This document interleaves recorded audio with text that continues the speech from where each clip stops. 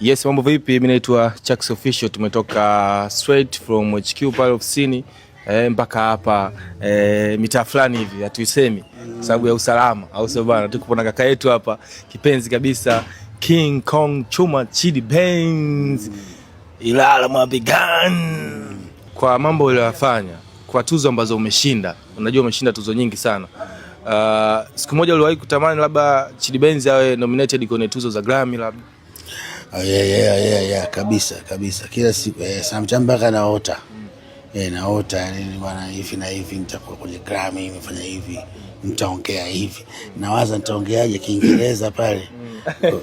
Ku represent, but najua kama nikiwepo maana yake nikisema mimi ndio mshindi bwana, mimi kutoka Tanzania, Afrika jamani, najua watatafsiriwa, si ndio bwana? Nawaza nafikiria, nawaza sana kila siku. Grammy ni ngumu, lakini naiwaza kwa sababu kwa sisi kwetu kunajua wanasema third world countries. Sasa fikiria kuna ya kwanza, ya pili, sisi huku ya tatu. Kwa hiyo inawezekana, lakini inabidi love iwepo, inabidi watu wadau. Bila wadau hamna kitu chochote.